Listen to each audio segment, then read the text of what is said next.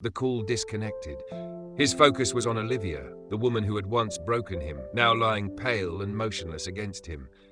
He should have been furious, should have wanted to let her go and face the consequences of her choices. But none of that mattered now. No matter how much he hated her for leaving, no matter how much she had betrayed him, one truth remained.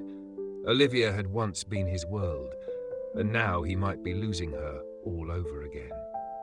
The hospital smelled of antiseptic, a stark contrast to the storm raging inside Daniel's chest. He sat rigidly in the uncomfortable waiting room chair, fingers steepled in front of him, elbows resting on his knees as he stared at the cold white tiles. The sound of Olivia's name being called over the intercom felt surreal, as if he had been transported to a time when she was still his wife, when they still had a future. But that wasn't reality. Reality was that she had collapsed in his arms, unconscious, her body weak and unresponsive. Reality was that he had spent the last 2 hours pacing the hospital halls, waiting for a doctor to tell him something, anything. And when the door finally opened, when a middle-aged doctor stepped out with a carefully measured expression, Daniel knew the news wouldn't be good. "Mr. Whitmore," the doctor said cautiously, "can we talk in private?" Daniel stood, his pulse hammering in his temples, and followed the doctor down the corridor, past nurses moving with quiet urgency, past beeping machines and hushed voices. They stepped into a consultation room, and as the door clicked shut behind them, the air felt heavier, suffocating. "How bad is it?" Daniel asked, his voice sharper than he intended. He didn't care. He had spent years burying his emotions, keeping them locked away. But this was different. The doctor exhaled, folding his arms. "Late-stage leukemia. She's known for a while, but her condition is worsening faster than expected. If she continues refusing intensive treatment, she may only have a few months left." The words hit Daniel like a punch to the chest. His first instinct was to deny it, to say there must be a mistake.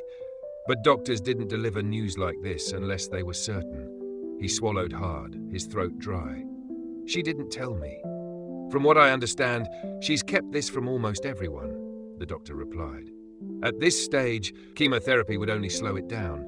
If she had started treatment earlier, well, that's not where we are now." Daniel's hands clenched into fists. 7 years. 7 years of silence, of anger, of believing she had moved on while he had rebuilt himself from the ground up. But the truth was far worse than he had imagined. Olivia hadn't just left him. She had been fighting a battle he never knew about, and she had lost. "Can I see her?" he asked, his voice quieter now. The doctor nodded. "She's awake. But be gentle, Mr. Whitmore. She's running out of time." Daniel walked down the hall with slow, deliberate steps, his heart pounding harder with every inch he closed between them. When he stepped into her room, the sight of her stole his breath.